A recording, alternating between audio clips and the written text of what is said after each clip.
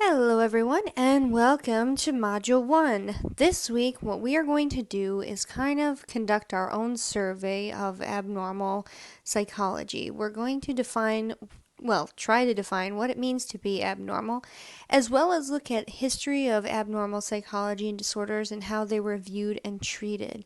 And this is really important for our course, so please make sure you read Chapter 1 because this is going to give us the foundation from which to work in subsequent chapters.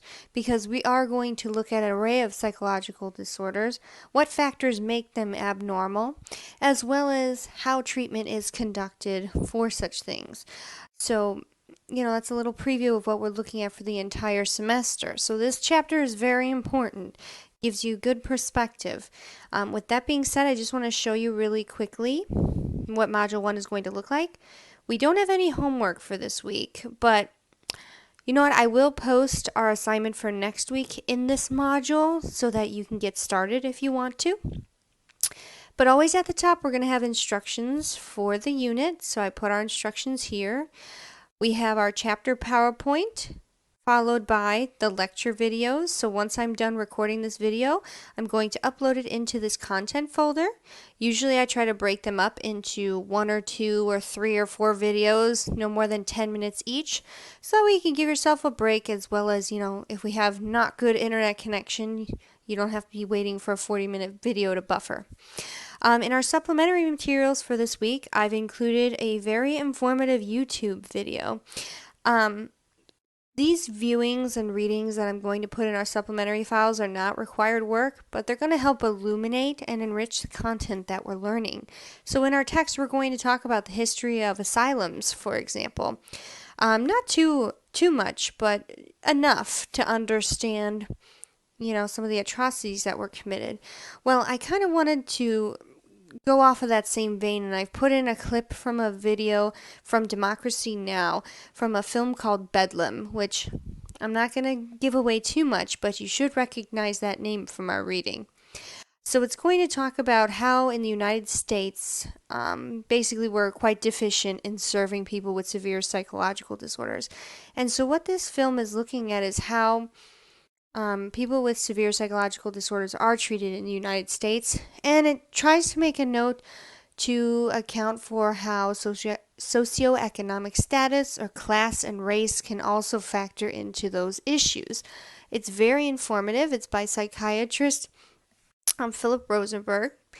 And so I put that in there. Kenneth Paul Rosenberg. Philip Rosenberg is the producer of one of my other favorite shows, please excuse me, psychiatrist Kenneth Paul Rosenberg, and it also discusses the experience of Black Lives Matter co-founder Patrisse Cullors, because her brother had severe psychological disorder.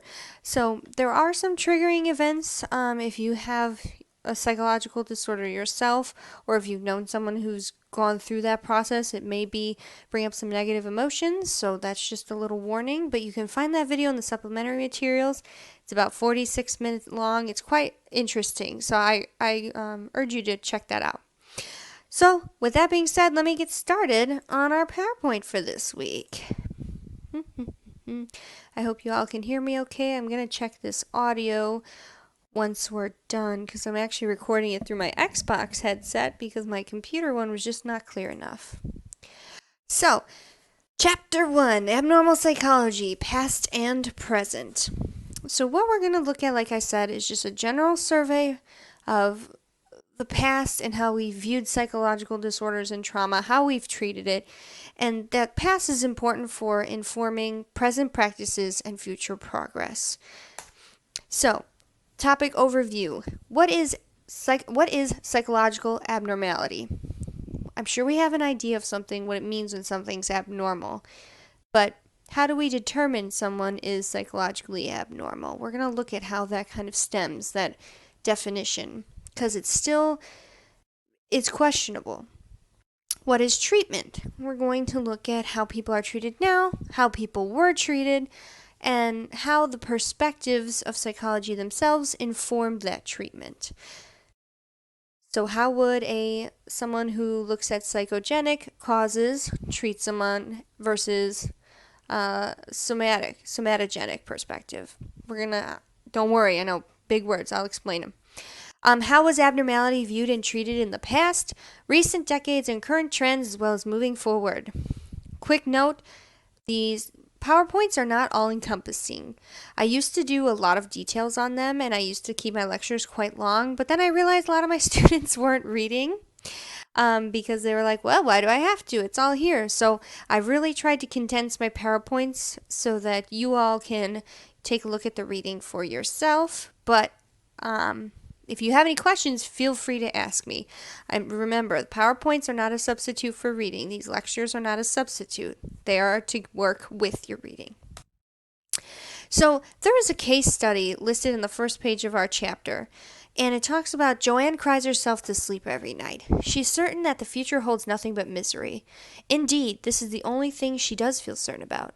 I'm going to suffer and suffer and suffer, and my daughters will suffer as well. We're doomed. The world is ugly. I hate every moment of my life.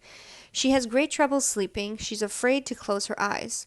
When she does, the hopelessness of her life and the ugly future that awaits her daughters becomes all the clearer to her. When she drifts off to sleep, her dreams are nightmares filled with terrible images, body decay, death, and destruction. Some mornings, Joanne even has trouble getting out of bed. The thought of facing another day overwhelms her. She wishes that she and her daughters were dead. Get it over with. We'd all be better off. She feels paralyzed by her depression and anxiety, overwhelmed by her sense of hopelessness, and filled with fears of becoming ill, too tired to move, too negative to try any more. On such mornings, she huddles her daughters close to her and remains all day in the cramped tent she shares with them. She feels she has been deserted by the world and left to rot. She is both furious at life and afraid of it at the same time. Now, I know that's a very powerful case study. This is not a real person. This is just kind of demonstrative of an example of something we may see in someone who presents a psychological abnormality. With that being said, I want you to take a few seconds to think about, what were you thinking as we read through this case study? And if you don't know what a case study is, it's a very in-depth analysis of someone or a small group of people. It's trying to pull details about different disorders. They're not exactly generalizable, meaning we can't relate them to all people. So if Joanne was depressed and we were trying to do a case study of her depression, we couldn't say, okay, well, all people who are depressed think like Joanne, right? Because there are specific individual differences, but we can pull general kind of trends. So just remember that it's not going to go for everyone. It's not going to be the same for everyone, but they give us good information. I'll be quiet, but what are some thoughts you had reading this passage? Now, what are some areas of concern? What stuck out as or struck you as particularly concerning with Joanne's behaviors or emotions? Some might say that she wished that, both her and her daughters were dead. They'd be better off dead. Right? That is not normal line of thinking. What do you think could be influencing Joanne's thoughts and behaviors? So, meaning, could this be maybe some sort of psychological imbalance that she has? Could it be a circumstance in which she's living? Where does Joanne live? We don't know. She could be a refugee seeking asylum from a war-torn country. Or maybe she's stuck in somewhere like Haiti that was racked with, earthquakes and natural disasters not too long ago. So those circumstantial things can affect how people think like this. So before we label anyone, before we say, oh, Joanne's depressed, we have to look at all the factors surrounding her issues. Now, I've put in this our own little case study of looking at Kanye West because he's recently been a topic of conversation in popular culture, which, if you do not know, Kanye West recently claimed that he was going to run for president and did a few campaign rallies in which he made history remarks and revealed a lot of information about his family that was very taboo, and so their family's been placed, Kim Kardashian West and Kanye West and their family have been placed in the spotlight as of late, and there have been a lot of jokes about Kanye's mental health. But in all seriousness, he has been diagnosed with bipolar disorder, which is something we're going to talk about in chapter 7. but it causes this kind of manic behavior, such as running for president when you're wholly underqualified.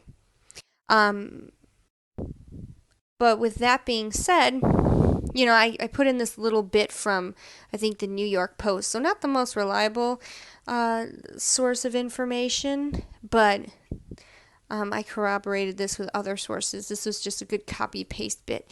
So, it's talking about his different behaviors, his Twitter rants, and everything.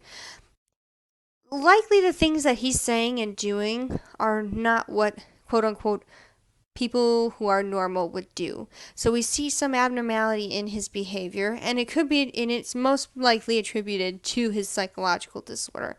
And so that's what we're talking about. Why would some people label this behavior as abnormal? There may be someone who's a Kanye West superfan who says, oh, this behavior is not abnormal. He deserves to run for president. He has every merit to. Like, he could do it. So, some people might see it as abnormal, some people might not. Thus, the issue with trying to find a definition. But again, this PowerPoint is posted within our unit module, so I'll let you check out the details. But I just brought up something in popular culture because we see a lot of talk of abnormal psychology and people with psychological disorders, and a lot of times people try to make a joke or use it as some kind of joke, like, oh, my OCD is having me line up these pencils correctly, or oh, my PTSD when I saw this thing reminded me of the time that I almost hurt my hand. I don't know. You know the jokes. So what we're trying to do is kind of dispel the stigma that's surrounding a lot of these disorders, as well as looking at them from a clinical perspective. So I'm going to pause this video and continue with a part 2.